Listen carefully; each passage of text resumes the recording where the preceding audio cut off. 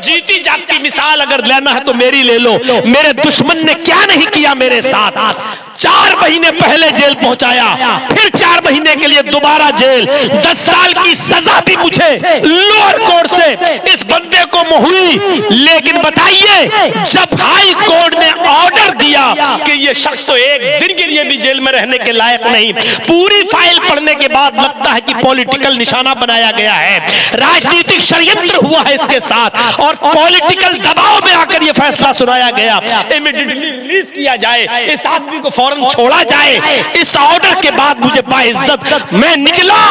आज वो हमारा दुश्मन जो हमको जलील करके पूरे मुल्क हिंदुस्तान से मेरे प्रोग्राम बंद कराना चाहता था, आज उसकी हालत यह है कि घर बिक गया, मकान बिक गया, खुद उसका घर बैंक में लोन लेकर सूद और ब्याज जमा करता और किस्त भरता है। मेरे भाइयों, आज वो दर दर की ठोकरें खाता फिर रहा है, कहीं आजादी के साथ चल नहीं सकता है। ये जीती जागती मिसाल, इज्जत और जिल्लत का मालिक अल्लाह है, कोई बंदा नहीं है। इसलिए याद रखिए, इज्जत अल्लाह के हाथ में है और जिल्लत देना भी अल्लाह के हाथ में है।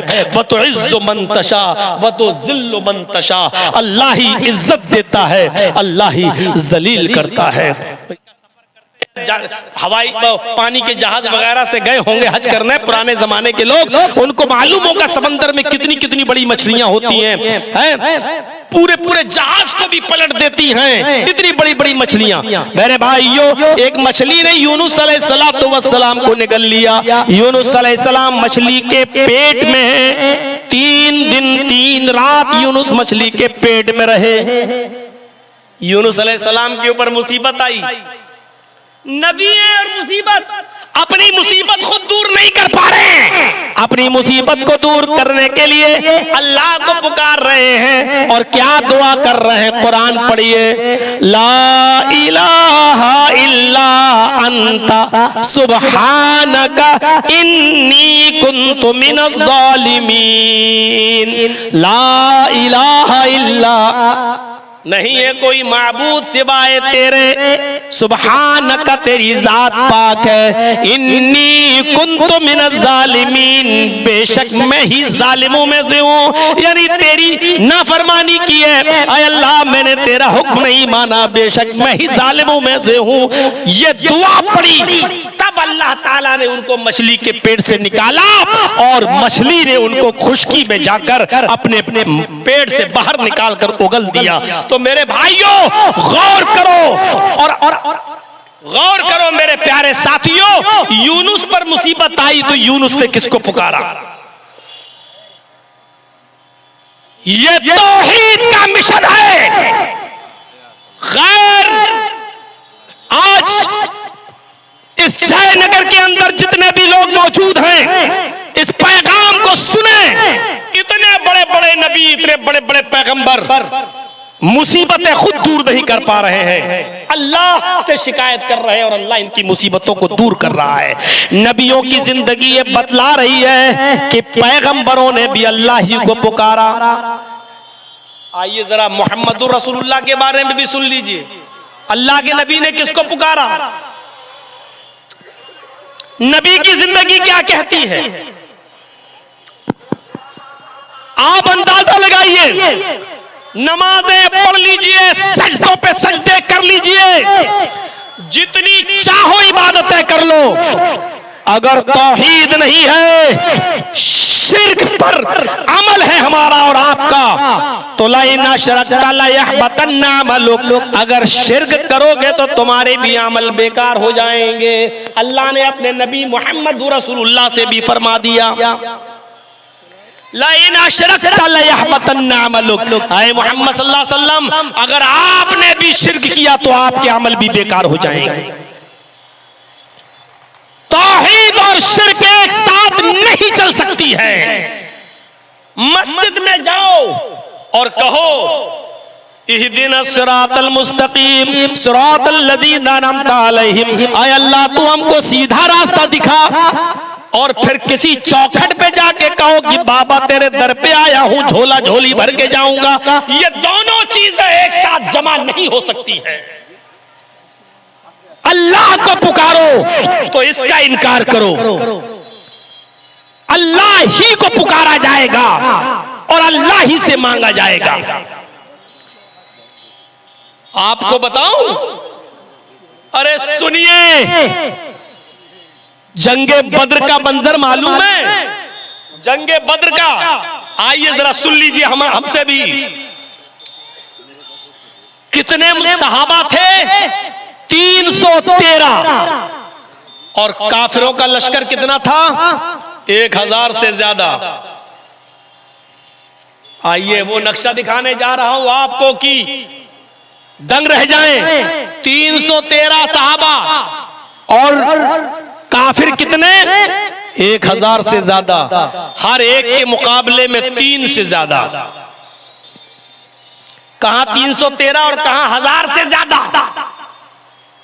और इन 1000 लोगों के पास तीर भी है, तलवार भी है, जीन भी है और घोड़े भी हैं।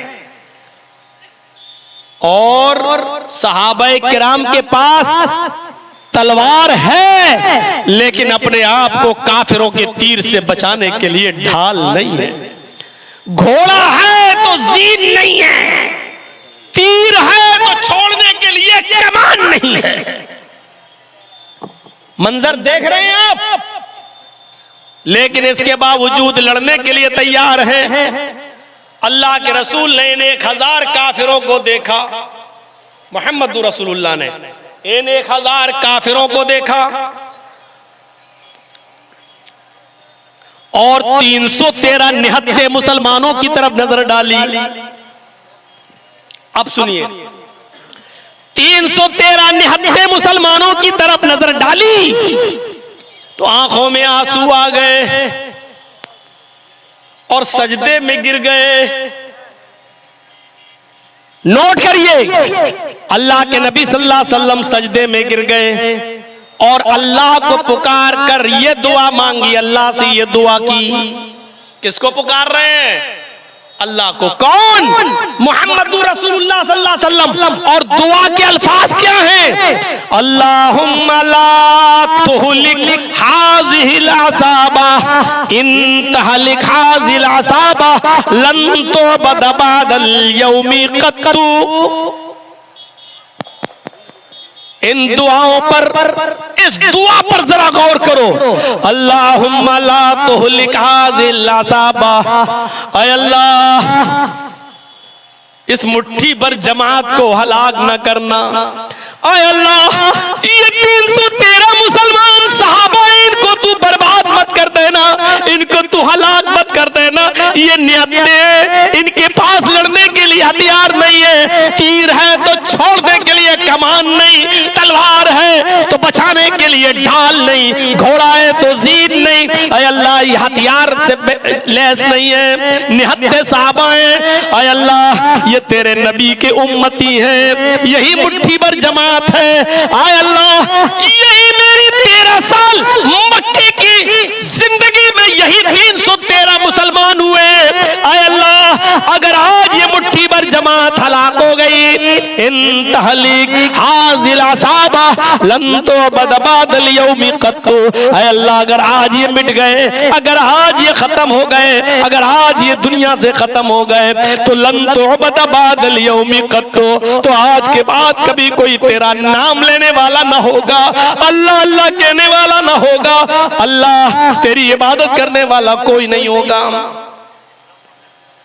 अल्लाह के रसूल दुआ मांग रहे हैं और किससे? अल्लाह से। क्या कह रहे हैं? अगर आज ये मुट्ठी भर जमात, ये 313 अगर हलाक हो गए तो इस रुए जमीन पर कभी तेरा नाम लेने वाला कोई नहीं होगा।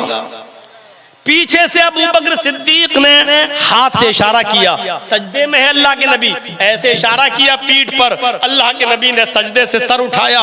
अबू बकर सिद्दीक का बयान है मैंने अल्लाह के रसूल को अपनी पूरी जिंदगी में इतना रोते हुए कभी नहीं देखा जितना मैंने बद्र के मैदान में उस जमीन पर आंसू बहाते हुए देखा।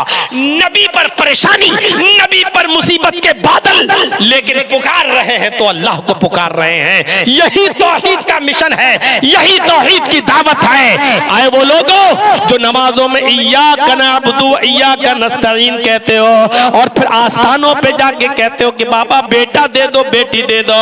अपने ईमान का जायजा लो, अपनी तौहीद का जायजा लो।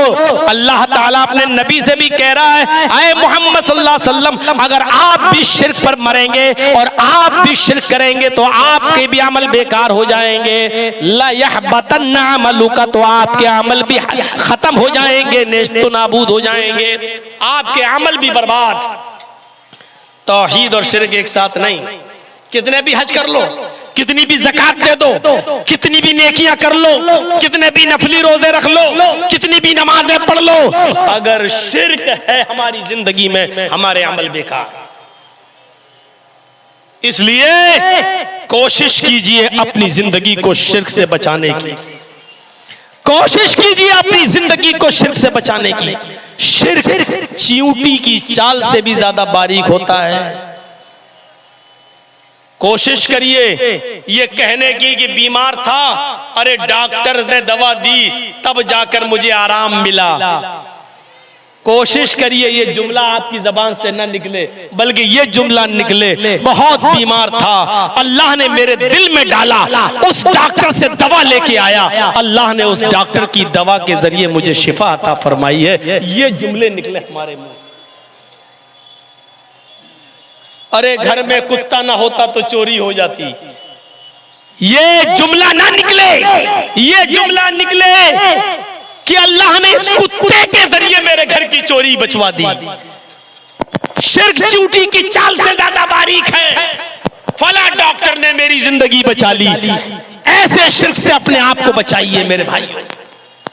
अल्लाह के नबी जनाबे मोहम्मद रसूलुल्लाह सल्लल्लाहु अलैहि वसल्लम मक्के से मदीने की तरफ जा रहे हैं। आप अपने ऊंटनी पे सवार हैं, ऊंटनी की लगाम को तमाम लोग पकड़े हुए हैं कि मेरे घर पे रुकिए, मेरे घर पे रुकिए। अल्लाह के नबी फरमाते हैं ऊंटनी की लगाम को छोड़ दो, ऊंटनी आज मेरे हुक्म से नहीं अल्लाह के हुक्म से रुकेगी। जिसके घर पे अल्लाह रोकेगा उसके घर पे रुकेगी। मदीने की औरतें छतों पे चढ़ी हुई हैं, देखना चाहती है कि अल्लाह के रसूल की सवारी किसके मकान पे रुकती है। औरतें घरों की छतों पे चढ़ी हैं, नबी अकरम को अपनी आंखों से देखना चाहती हैं कि ये नबी की ऊंटनी किसके घर पे रुकती है। उसी मदीने में छोटी छोटी बच्चियां ढोल बजा रही हैं, दफ बजा रही हैं। 5-5 साल की बच्चियां हैं, 6-6 साल की बच्चियां हैं, दफ बजाते हुए कह रही है तलल बद्रु अलैना मिन सनयातिल बदाई वजब शुक्र अलैना मादा लिल्लाहि दाई। अल्लाह का शुक्र है कि आज 14वीं रात का चांद मदीने में नमूदार हुआ है, फारान की चोटियों से चमका है, आज मक्के से मदीना तशरीफ लाया है। हम तो अल्लाह का शुक्र अदा करेंगे जितना हो सकेगा। और उन बच्चियों ने गीत गाते गाते ये शेर भी पढ़ दिया, वफीना नबिय्युन यअलमु मा फी गद।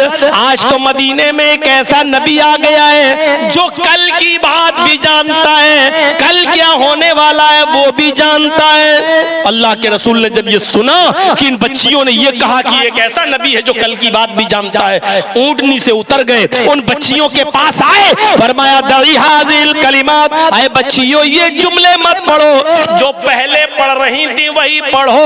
अल्लाह की कसम मैं कल की बात नहीं जानता, मुझे नहीं मालूम कि कल मेरे और तुम्हारे साथ क्या किया जाएगा, कल का इल्म तो सिर्फ अल्लाह को है। शिर्क बर्दाश्त नहीं किया, शिर्क बर्दाश्त नहीं किया।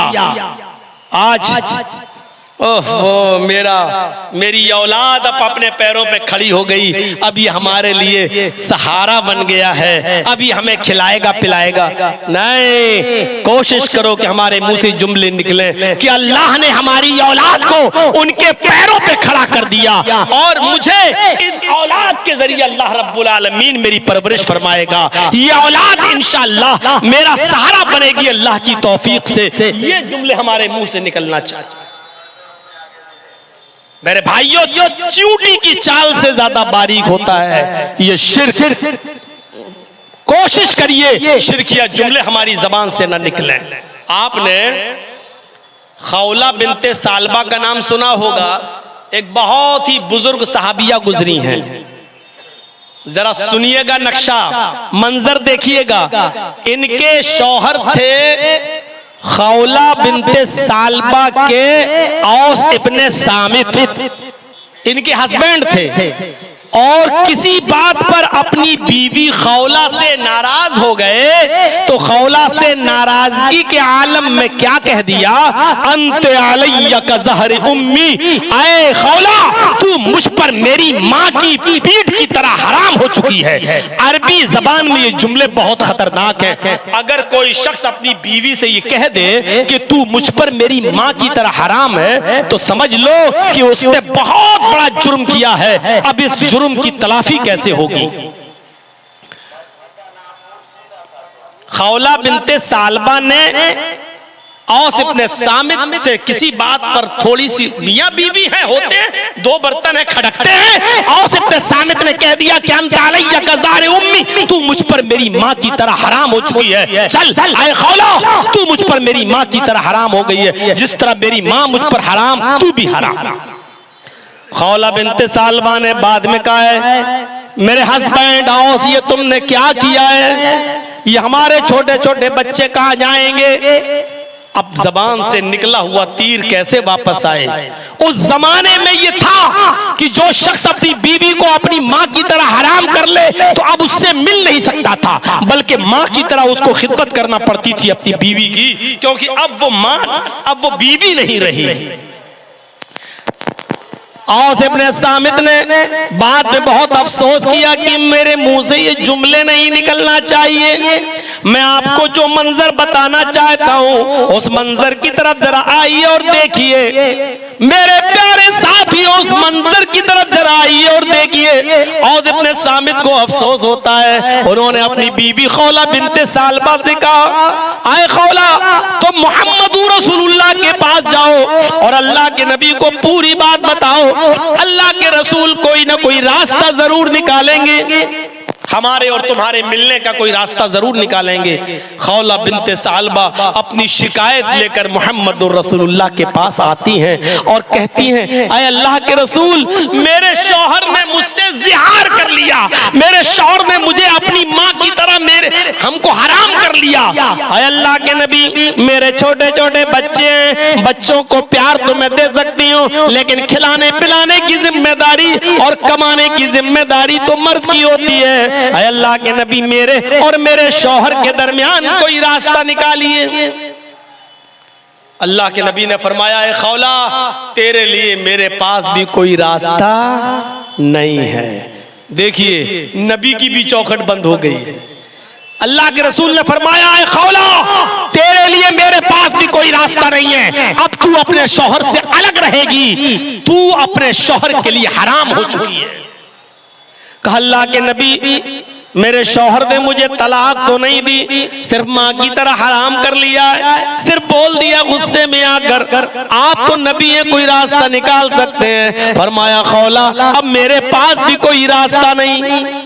मुस्नद अहमद इब्ने हंबल की रिवायत के मुताबिक खौला ने इतनी जिद की कि अल्लाह के रसूल कोई रास्ता निकालिए कि अल्लाह के नबी सल्लल्लाहु अलैहि वसल्लम ने खौला को दरवाजे के बाहर कर दिया। अरे खौला जिद मत करो, मेरे पास तुम्हारे लिए कोई रास्ता नहीं, जाओ अब तुम अपने शौहर के लिए हराम हो चुकी हो। खौला मुहम्मदुर रसूलुल्लाह के दरवाजे से बाहर आती है, नबी की चौखट को छोड़ती है, नबी के दरवाजे को छोड़ देती है, घर से बाहर निकलती है।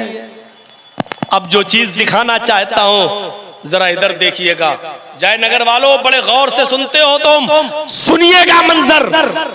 नबी की चौखट बंद, अल्लाह के रसूल ने दरवाजा बंद कर लिया अपना, खौला बाहर। खौला ने मोहम्मद रसूलुल्लाह के दरवाजे की चौखट को देखा, उसी दरवाजे से लगी हुई मस्जिद नबी की चौखट को भी देखा। उसने फौरन पुकार के कहा, आए मोहम्मद इब्ने अब्दुल्लाह, मोहम्मद रसूलुल्लाह, आपका दरवाजा बंद हो गया तो क्या हुआ? आपका दरवाजा बंद हुआ तो क्या हुआ? रब की चौखट तो खुली है, रब का दरवाजा तो खुला है। लोग किसकी चौखटों पे जाते हैं आज? औलाद की फरमाइश करने, बिगड़े हुए काम बनाने के लिए। और यहां तो जिंदा है मोहम्मद रसूलुल्लाह। खौला बिनते सालबा के लिए दरवाजा बंद, और खौला ने क्या कहा? अल्लाह के रसूल, आपकी चौखट बंद हो गई तो क्या हुआ? रब की चौखट तो खुली है। वो मस्जिद नबवी के अंदर दाखिल होती है, अंदर जाती है, उस कुएं के पानी को खींचती है। उसने वुजू बनाया, वहीं पर 2 रकात नफिल नमाज पढ़ी, और 2 रकात नमाज पढ़ने के बाद रफा यदैहा इलस्समा, उसने अपने हाथों को आसमान की तरफ उठा दिया। अरे दुआ मांगने के तरीके भी सीख लो। बहस आज तक करते हो, इमाम के पीछे दुआ हो जाती कि नहीं हो जाती है? मस्जिद का इमाम दुआ करे, हम उसके पीछे दुआ कर लें तो क्या हर्ज है? मस्जिद का इमाम दुआ अगर नहीं करता है तो कुछ लोग मस्जिद के इमाम को भगाते हैं, मस्जिद से जाओ, तुम्हें तमीज नहीं आती है, तुम दुआ नहीं मांगते हो। अरे दुआ मांगने की उसूल और ज़ाब्तों को भी सीखो कि दुआ कैसे मांगी जाती है। खौला बिनते सालबा ने वुजू बनाया, 2 रकात नफिल नमाज पढ़ी, रफा यदैहा इलस्समा, अपने दोनों हाथों को आसमान की तरफ उठा दिया, और अपने रब को पुकार कर दुआ करने लगी। आय अल्लाह, मेरे और मेरे शौहर के दरमियान कोई रास्ता निकाल। आय अल्लाह, तेरे नबी की चौखट भी बंद हो चुकी है। आय अल्लाह, तेरे नबी का दरवाजा भी बंद हो चुका है। आय अल्लाह, तेरे नबी का दरवाजा भी बंद, तेरे नबी की चौखट भी बंद हो चुकी है। आय अल्लाह, मेरे शौहर ने मुझे अपनी माँ की तरह हराम कर लिया है, मेरे छोटे छोटे बच्चे हैं। आय अल्लाह, अगर तूने मेरी दुआ न सुनी, तूने मेरी फरियाद न सुनी, तो मैं कहां जाऊंगी? अर्श वाले ने खौला बिनते सालबा की दुआ को सुन लिया, अर्श वाले ने खौला बिनते सालबा की दुआ को कबूल कर लिया। सुनिए मेरे साथियों, अभी खौला बिनते सालबा के हाथ नीचे नहीं हुए थे, अभी उसने दुआ खत्म नहीं की थी कि अल्लाह ताला ने जिब्राइल अलैहिस्सलाम को भेज दिया। जिब्राइल इस दुनिया में आते हैं और मोहम्मद रसूलुल्लाह सल्लल्लाहु अलैहि वसल्लम पर कुरान की आयतें नाजिल फरमाते हैं। अल्लाह ताला ने कुरान की आयतों के साथ जिब्राइल अमीन को भेजा। क़द समिअल्लाहु क़ौलल्लती तुजादिलुका फ़ी ज़ौजिहा व तश्तकी इलल्लाह। क़द समिअल्लाहु क़ौलल्लती तुजादिलुका, ऐ मोहम्मद सल्लल्लाहु अलैहि वसल्लम, अल्लाह ने उस औरत की गुफ्तगू को सुन लिया, अल्लाह ने उस औरत की बात को सुन लिया। क़द समिअल्लाहु क़ौलल्लती तुजादिलुका, जो आपसे बहस कर रही थी, क़ौलल्लती तुजादिलुका, जो आपसे बहस कर रही थी, आपसे तकरार कर रही थी कि मेरे और मेरे शौहर के दरमियान रास्ता निकालो, आपकी चौखट बंद हो गई। वह तश्तकी इलल्लाह, तो वो अल्लाह से भी फरियाद कर रही है, अल्लाह को भी पुकार रही। जाओ, उस एक औरत की दुआ अल्लाह रब्बुल आलमीन ने सुन ली, और उस एक औरत की दुआ से अल्लाह ने पूरी दुनिया की तमाम औरतों के लिए मसला बदल दिया, उसका हल निकाल दिया।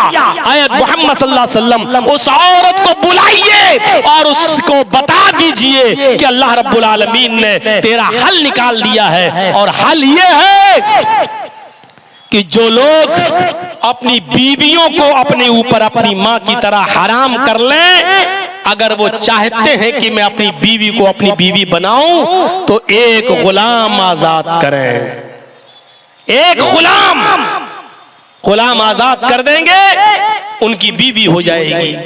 और अगर गुलाम आजाद करने की ताकत नहीं है तो 60 रोजे रखें। 60 रोजे जैसे ही रख लेंगे पे दर पे कंटिन्यू लगातार, बीच में कोई नागा नहीं होना चाहिए। बीमार हो जाए तो अलग बात है, कोई शरई उज्र हो तो अलग बात है, लेकिन अगर बीमार नहीं है, शरई उज्र नहीं है तो कंटिन्यू लगातार 60 रोजे। और 60 रोजे जैसे ही खत्म होंगे तुम उसको अपनी बीवी बना सकते हो। और 60 रोजे रखने की भी ताकत नहीं है तो 60 मिस्कीनों को, फकीरों को खाना खिलाओ, अपनी बीवी बना लो। मेरे भाई इससे पहले नहीं, लेकिन रास्ता तो निकाला।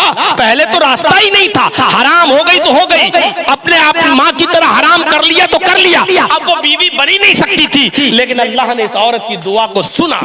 यही वो औरत है, एक मर्तबा एक पुल के ऊपर लाठी टेक कर खड़ी थी, हजरत उमर फारूक का घोड़ा आ रहा था। इस औरत ने इशारा किया, उमर रुक। हजरत उमर रुक गए। खौला बिनते सालबा ने उंगली के इशारे से कहा, उमर घोड़े से उतर। हजरत उमर घोड़े से उतरे।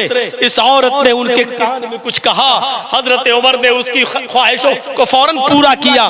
सहाबा ताना देने लगे, अमीरुल मोमिनीन इतने बड़े खलीफा होकर, इतने बड़े अमीरुल मोमिनीन होकर एक मामूली औरत ने आपको टोका और आप रुक गए। उसने घोड़े से उतारा, आप उतर गए और आपने अपना कान उस औरत के मुंह से लगाकर उसकी गुफ्तगू को सुन लिया। अरे उसको दरबारे खिलाफत में भी बुला सकते थे, उसको अपने पास भी बुला, आओ ये भी कह सकते थे, चलो आओ तुम्हें कोई काम है तो मेरे दरबार में आना। आपने उसकी आवाज को सुना, उतर गए अपने घोड़े से और उसके पास चले गए। हजरत उमर ने रोते हुए फरमाया, आए मेरे साथियों, ये कोई मामूली औरत नहीं है, ये वो औरत है जब इसने पुकारना शुरू किया तो 7वें आसमान पर बैठा हुआ अर्श के ऊपर लगी हुई कुर्सी पर बैठा हुआ अल्लाह तबारक व तआला भी इस औरत की फरियाद को, इसकी दुआ को रद्द न कर सका। इस औरत की दुआ को 7वें आसमान पर अर्श वाले ने भी इसकी दुआ को कबूल किया था और मोहम्मद रसूलुल्लाह के पास जिब्राइल को भेजकर रास्ता बता दिया था कि इस औरत के लिए हमने रास्ता बना दिया है।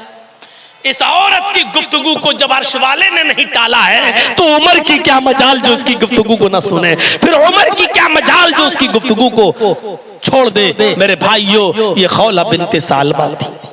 हम कहां हैं? हमने तौहीद को समझा नहीं। हम ये जानते बस नमाज पढ़ो और शिर्क करते रहो। मेरे भाइयों याद रखना, इन्नल्लाह ला यग़फ़िरु अन युशरका बिही व यग़फ़िरु मा दूना ज़ालिका लिमन यशा। अल्लाह रब्बुल आलमीन तो वो है जो शिर्क को कभी माफ नहीं करेगा और शिर्क के अलावा जिसको भी चाहेगा माफ कर देगा। इसलिए कोशिश करिए कि जब मौत आए तो इस हाल में आए कि हम अल्लाह के साथ किसी को शरीक न करते हो, क्योंकि अल्लाह के नबी ने फरमाया, वमन माता ला युशरिकु बिल्लाहि शैआ, जो इस हाल में मरा कि वो अल्लाह के साथ किसी को शरीक नहीं करता था तो वो जन्नत में जाएगा। इसका मतलब क्या हुआ?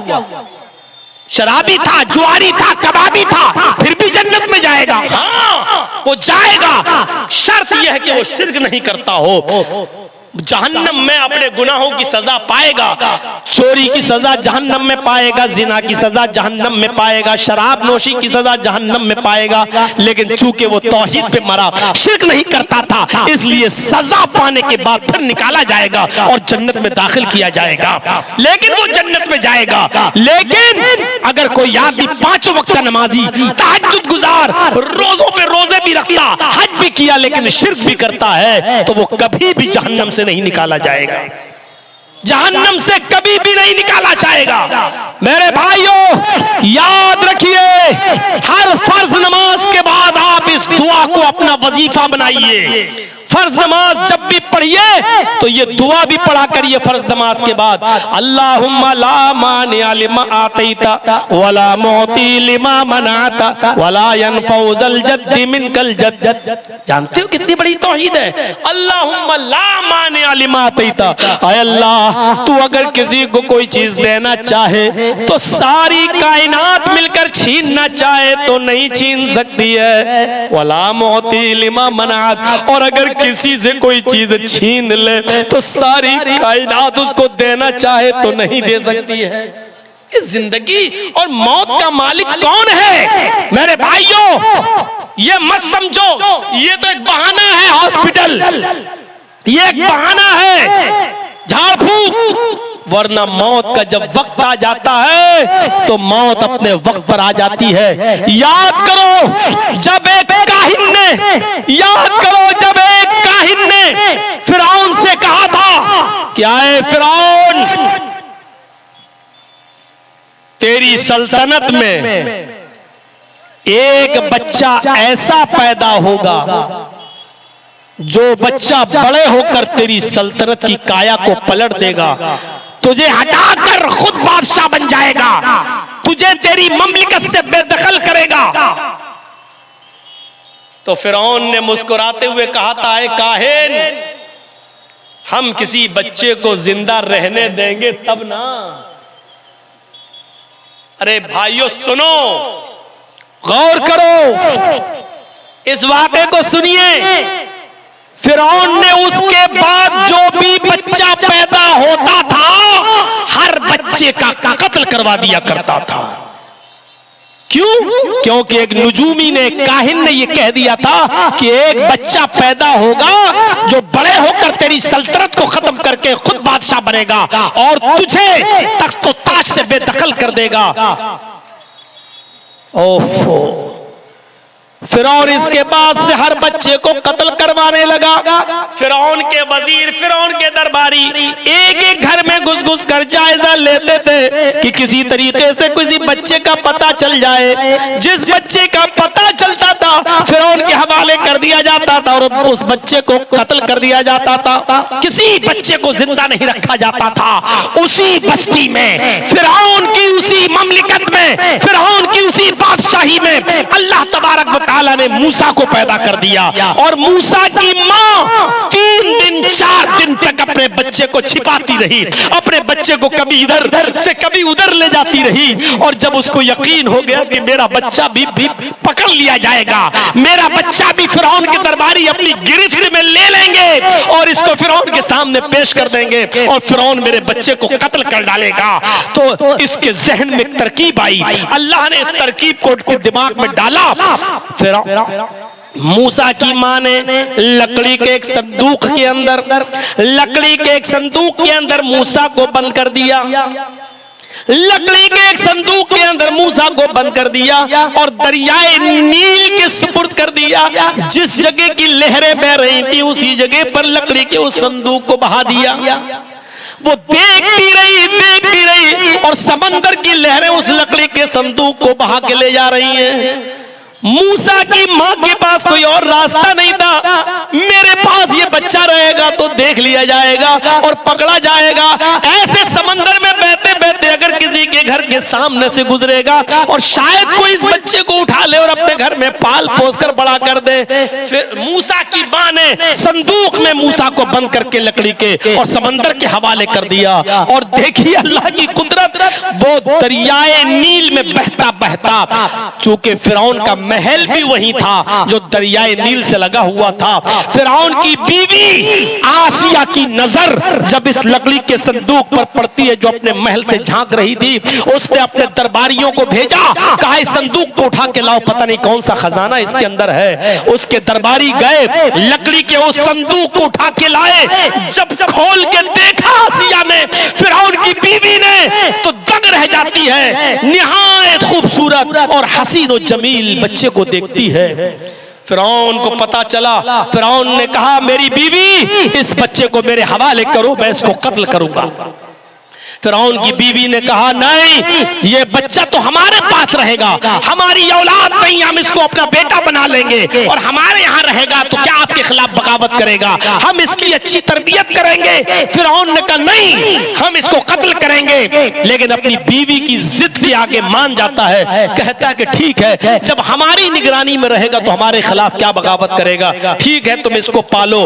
उसको क्या मालूम था कि यही फिरौन के घर में पलने वाला यही बच्चा बड़े होकर हमारी सल्तनत को पलट देगा। वही फिरौन जो एक बच्चे को जिंदा नहीं रखता था, लेकिन अल्लाह ने जिसको बचाना चाहा, वो फिरौन के घर में अल्लाह ने उसको बचाया। वो फिरौन जो पूरे मुल्क मिस्र के पैदा होने के बाद हर बच्चे को कत्ल कर देता था, लेकिन अपनी तख्त और सल्तनत के हटाने परवरिश करता है, पलवाता, अल्लाह रब्बुल आलमीन उसके घर में पलवाता है। यह है कुदरत का निजाम। मेरे भाइयों, कौन बदल सकता है कुदरत के इस निजाम को? कौन चेंजिंग कर सकता है कुदरत के इस निजाम की? मेरे भाइयों, जब अल्लाह ने बचाना चाहा मूसा को, तो देख लीजिए वो फिरौन जो हर बच्चे को कत्ल कर देता था, लेकिन मूसा को नहीं मार पाया। क्यों? क्योंकि अल्लाह को बचाना था। और जिसको मारना चाहे तो कोई नहीं बचा सकता। सन 1957 का एक वाकया मुझे याद आता है। उस वक्त एक ट्रेन चलती थी जो कोयले वाली हुआ करती थी, और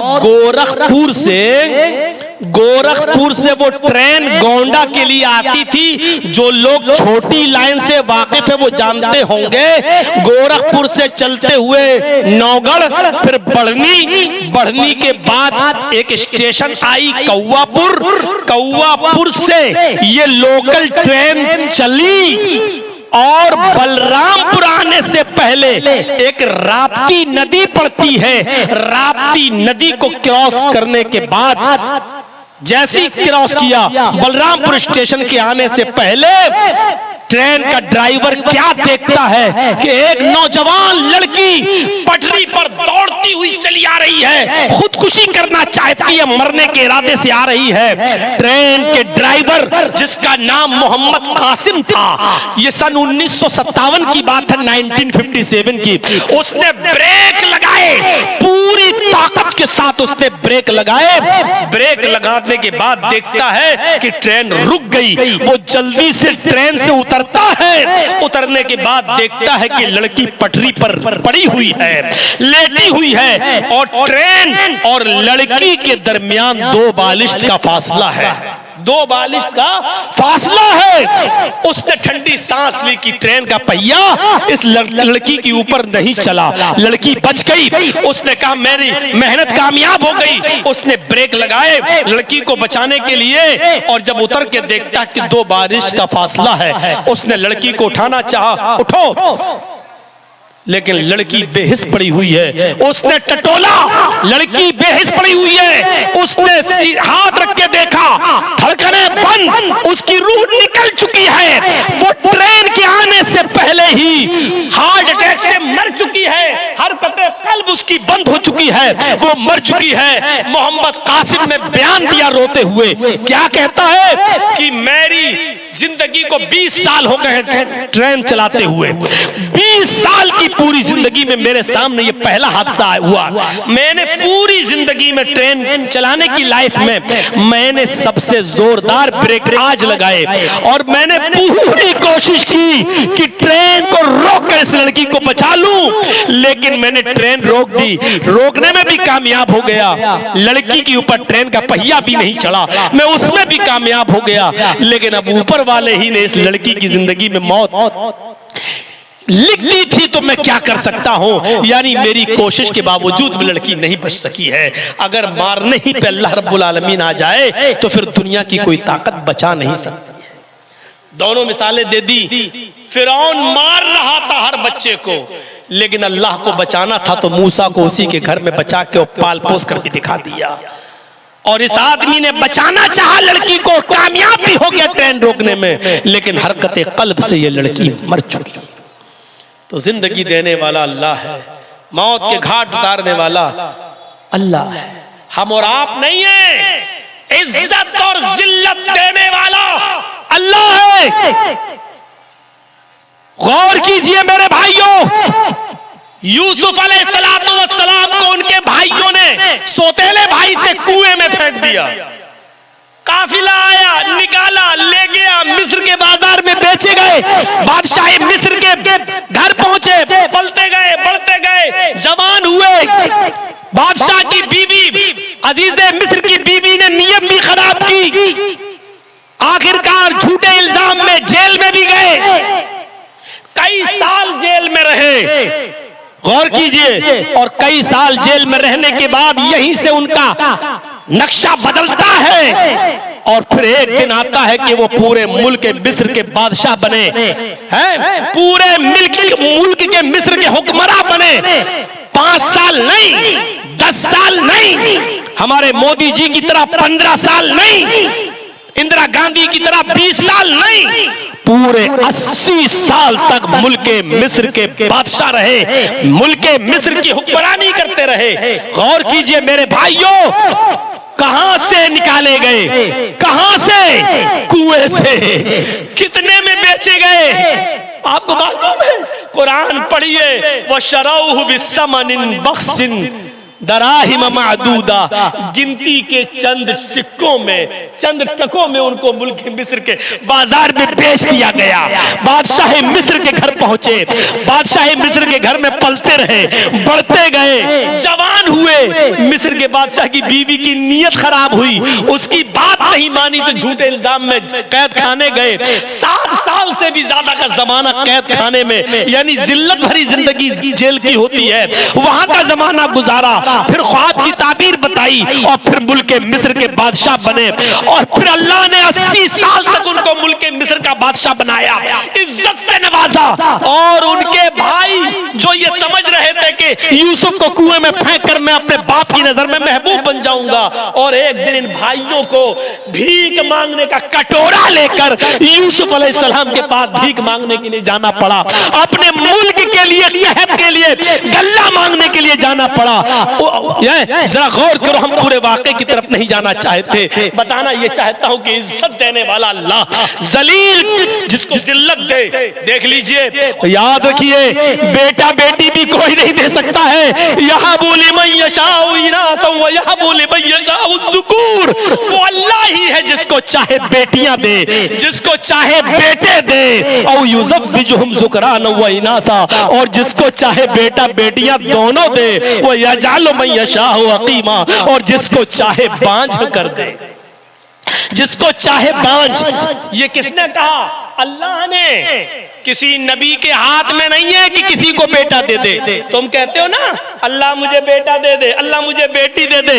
अरे ये नबियों को भी इख्तियार नहीं है। देख लीजिए, हजरत शुएब अलैहिस्सलाम को अल्लाह ने बेटियां ही बेटियां दी, कोई बेटा नहीं था उनके पास। किसके पास? शुएब अलैहिस्सलाम के पास बेटियां ही बेटियां थी, कोई बेटा नहीं था उनके पास। और हजरत याकूब अलैहिस्सलाम के पास बेटे ही बेटे थे, कोई बेटी नहीं थी उनके पास। देख रहे हैं आप? नजर डालिए, पढ़िए सीरत। जिसको अल्लाह कह रहा है कि हम जिसको चाहे बेटियां दे, जिसको चाहे बेटे दे, जिसको चाहे दोनों दे, और जिसको चाहे कुछ न दे। शुएब अलैहिस्सलाम को बेटियां ही बेटियां दी, एक भी बेटा नहीं था। और याकूब अलैहिस्सलाम को बेटे ही बेटे दिए, कोई बेटी नहीं दी। और मुहम्मदुर रसूलुल्लाह को अल्लाह ने बेटा भी दिया और बेटी भी दी। बेटे थे कासिम, अब्दुल्ला, इब्राहिम, और बेटियां थी ज़ैनब, रुकैया, उम्मे कुलसूम और फातिमा। अल्लाह ने बेटे भी दिए और बेटियां भी दी हैं। वह यजअलु मन यशाउ अक़ीमा, और जिसको चाहे बांझ कर दे। ईसा अलैहिस्सलाम को देख लो, कुछ नहीं दिया। ईसा अलैहिस्सलाम का ना बेटा था ना बेटी, उनकी तो शादी नहीं हुई, बगैर शादी के आसमान पे जिंदा उठा लिए गए। कुरान की इस आयत में हमने चारों मिसालें दे दी हैं। शुएब अलैहिस्सलाम को बेटियां ही बेटियां, याकूब अलैहिस्सलाम को बेटे ही बेटे, मुहम्मद रसूलुल्लाह को बेटा बेटियां दोनों, और ईसा अलैहिस्सलाम को कुछ नहीं। तो बेटा और बेटियां देने वाला अल्लाह है, और जिसको नहीं चाहे दुनिया की कोई ताकत नहीं दे सकती है। तो मेरे प्यारे साथियों, ये रही मेरी 2.25 घंटे की तकरीर, जो मैंने आपके सामने अपना कलेजा चीर कर आपके सामने रख दिया है और बता दिया है। और फिर आज आपसे गुजारिश करते हुए, यहां बैठे हुए हैं, मेरे बाद भी कोई खतीब है जो बोलेगा, इस मस्जिद के लिए ताउन मेरा हक है मांगने का, क्योंकि मस्जिद का मामला है। अब हमने ये छोड़ दिया है कहना कि मुझे 1 बजे क्यों टाइम देते और 12 बजे क्यों, क्योंकि जब आदमी ने मुझी को मैं वक्ता की शक्ल में इख्तियार किया है और इतना मेहनत करके आप जलसा कराते हैं, तो जाहिर है कि कमेटी वालों की ये बात भी हमें मानना पड़ेगी।